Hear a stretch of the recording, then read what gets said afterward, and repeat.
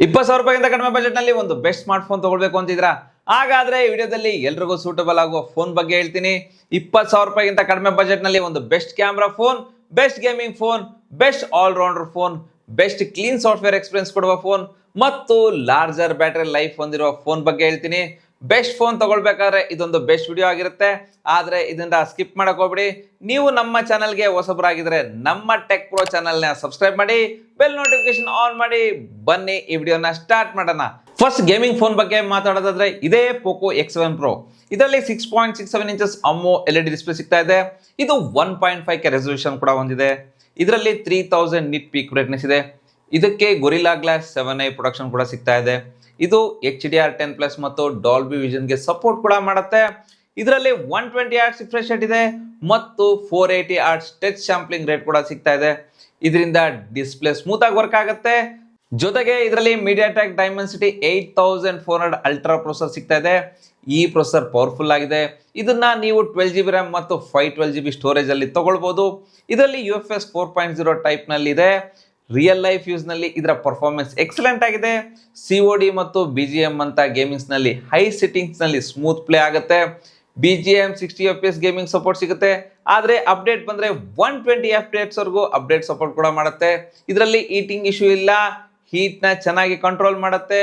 Over all ಇದು 20,000 ರೂಪಾಯಿಗಿಂತ ಕಡಿಮೆ ಪ್ರೈಸ್ ಅಲ್ಲಿ ಸಿಗುತ್ತೆ. ಬೆಸ್ಟ್ ಗೇಮಿಂಗ್ ಫೋನ್ಸ್ ಆಗಿರುತ್ತೆ. ಇಷ್ಟೇ ಅಲ್ಲ, ಇದರಲ್ಲಿ 50MP Sony sensor with OS ಮತ್ತು 8MP ಅಲ್ಟ್ರಾ ವೈಡ್ ಕ್ಯಾಮ್ರಾ ಇದೆ.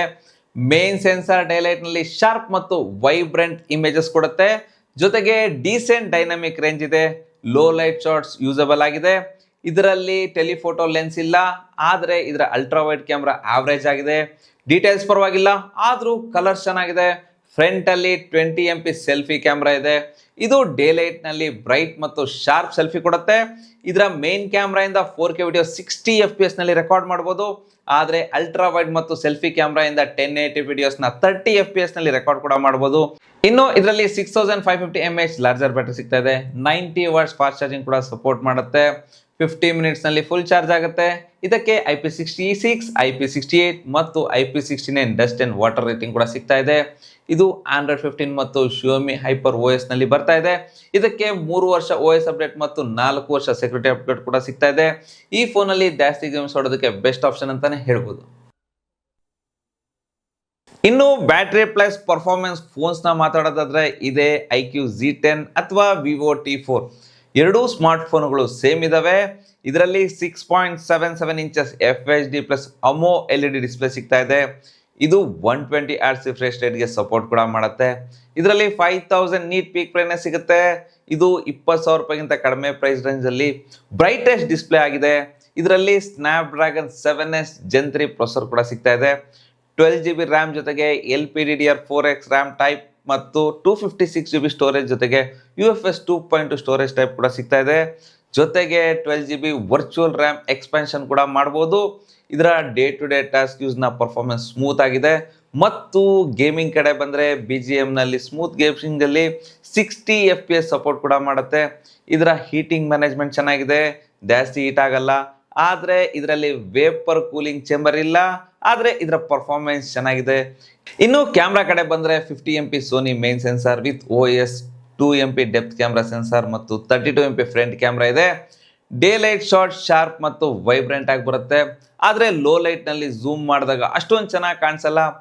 ನೈಟ್ ಮೋಡ್ ನಲ್ಲಿ ಡೀಟೇಲ್ ಆಗಿ ಪರವಾಗಿಲ್ಲ. ಲೋ ಲೈಟ್ ನಲ್ಲಿ ಫೋಕಸ್ ಸರಿಯಾಗಲ್ಲ. ಆದ್ರೆ 32MP selfie camera day light ನಲ್ಲಿ ಚೆನ್ನಾಗಿ ವರ್ಕ್ ಆಗುತ್ತೆ. ಡೀಟೇಲ್ಸ್ ಮತ್ತು ಕ್ಲಿಯರ್ ಫೋಟೋಸ್ ಕೊಡುತ್ತೆ.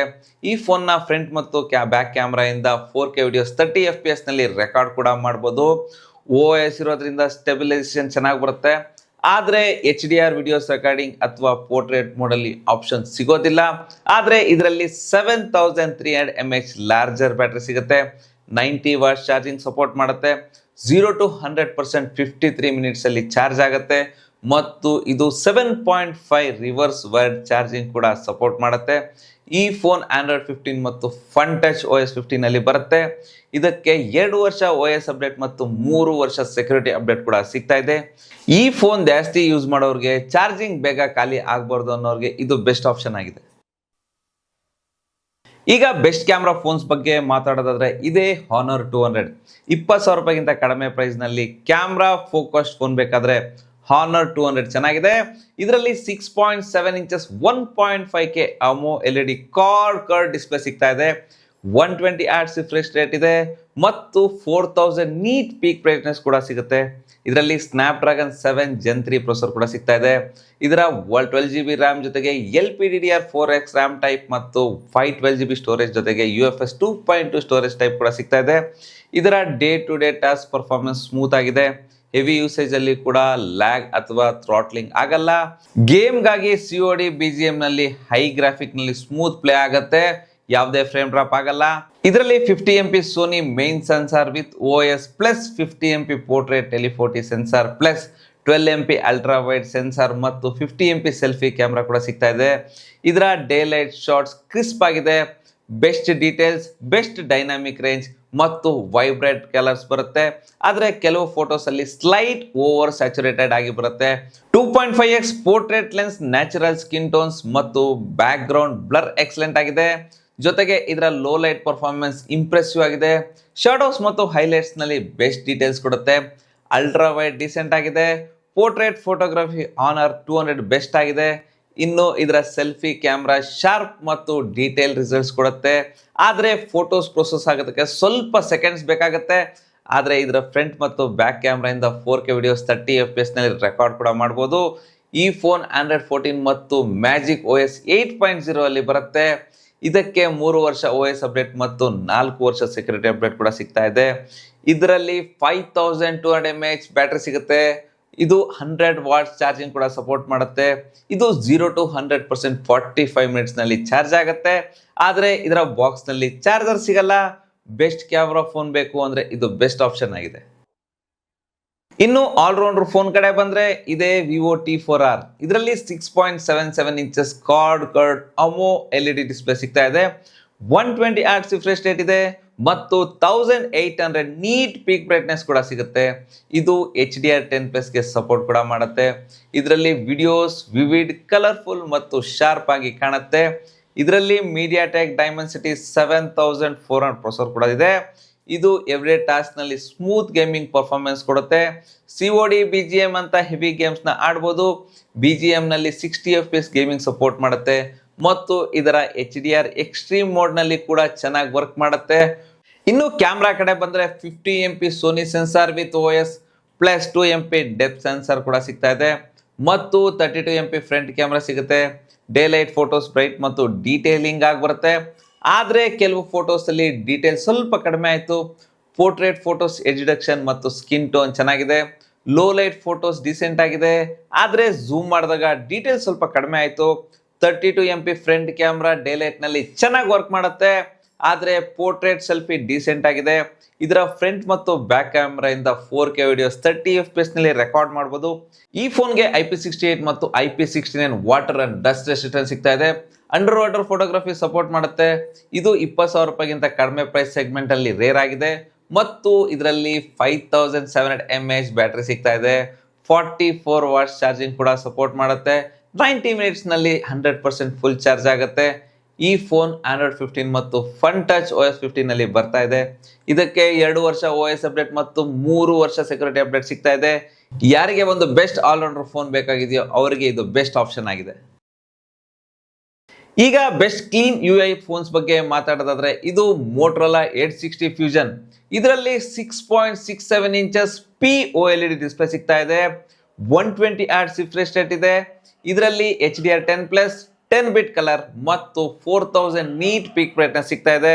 ಇದಕ್ಕೆ gorilla glass Victus 7i protection ಸಿಗ್ತಾ ಇದೆ. ಸ್ಕ್ರೀನ್ ಬ್ರೈಟ್ ಮತ್ತು ಡ್ಯೂರಬಲ್ ಆಗಿದೆ. ಇದರಲ್ಲಿ MediaTek Dimensity 7400 ಪ್ರೊಸೆಸರ್ ಸಿಗ್ತಾ ಇದೆ. ಇದು ಪವರ್ಫುಲ್ ಪ್ರೊಸೆಸರ್ ಆಗಿದೆ. 12GB ರ್ಯಾಮ್ ಜೊತೆಗೆ LPDDR4X ರ್ಯಾಮ್ ಟೈಪ್ ಮತ್ತು 256GB ಸ್ಟೋರೇಜ್ ಜೊತೆಗೆ UFS 2.2 ಸ್ಟೋರೇಜ್ ಟೈಪ್ ಸಿಗ್ತಾ ಇದೆ. ಇದು day to day task smooth ಆಗಿದೆ. ಆದರೆ ಗೇಮಿಂಗ್ಗೋಸ್ಕರ ಈ ಫೋನ್ ಅಷ್ಟೊಂದು ಚೆನ್ನಾಗಿಲ್ಲ. ಆದರೆ BGM ನಲ್ಲಿ 60 FPS ಗೇಮಿಂಗ್ ಸಪೋರ್ಟ್ ಮಾಡುತ್ತೆ. ಇದರ ಗೇಮ್ ಆಡಿದಾಗ ಫ್ರೇಮ್ ಡ್ರಾಪ್ ಆಗಲ್ಲ, ಲ್ಯಾಗ್ ಫೀಲ್ ಆಗಲ್ಲ. ಆದರೆ ಗೇಮ್ಸ್ ಆಡೋಕ್ಕೆ ಸ್ವಲ್ಪ ಕಷ್ಟ ಆಗುತ್ತೆ. ಇದರಲ್ಲಿ ಡಾಲ್ಬಿ ಆಟ್ಮಾಸ್ ಡ್ಯೂಯಲ್ ಸ್ಪೀಕರ್ ಸಿಗ್ತಾ ಇದೆ.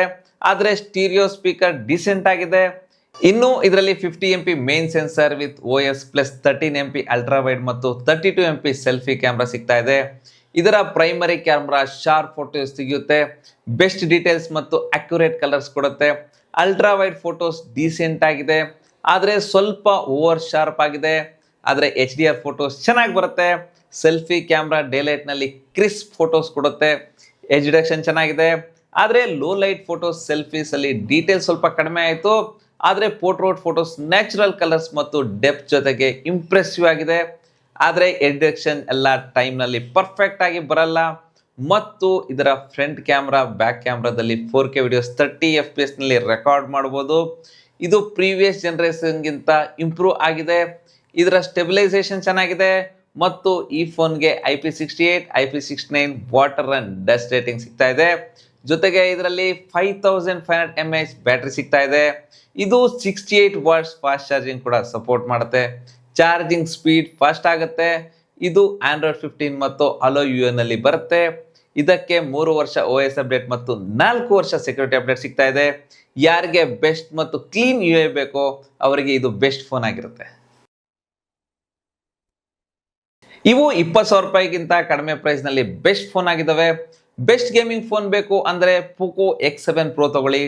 ಬೆಸ್ಟ್ ಬ್ಯಾಟ್ರಿ ಪ್ಲಸ್ ಪರ್ಫಾರ್ಮೆನ್ಸ್ ಬೇಕು ಅಂದ್ರೆ IQ Z10 ತಗೊಳ್ಳಿ. ಬೆಸ್ಟ್ ಕ್ಯಾಮ್ರಾ ಫೋನ್ ಬೇಕು ಅಂದ್ರೆ Honor 200 ತಗೊಳ್ಳಿ. ಬೆಸ್ಟ್ ಆಲ್ರೌಂಡರ್ ಫೋನ್ ಬೇಕಾದ್ರೆ Vivo T4R ತಗೊಳ್ಳಿ. ಮತ್ತು best clean UI software experience ಬೇಕಾದ್ರೆ Motorola 860 Fusion ತಗೊಳ್ಳಿ. ಈ 5 ಫೋನ್ ನಲ್ಲಿ ನಿಮ್ಗೆ ಯಾವ ಫೋನ್ ಇಷ್ಟ ಆಯ್ತು, ನೀವು ಯಾವ ಫೋನ್ ತಗೊಳ್ಬೇಕು ಅಂತಿದ್ದೀರಾ ಅಂತ ಕಮೆಂಟ್ ಮಾಡಿ ಹೇಳಿ. ಈ ವಿಡಿಯೋ ಇಷ್ಟ ಆದ್ರೆ ಲೈಕ್ ಮಾಡಿ, ನಮ್ಮ ಚಾನಲ್ನ ಸಬ್ಸ್ಕ್ರೈಬ್ ಮಾಡಿ. Ravikumar signing off. Thank you, ಧನ್ಯವಾದಗಳು.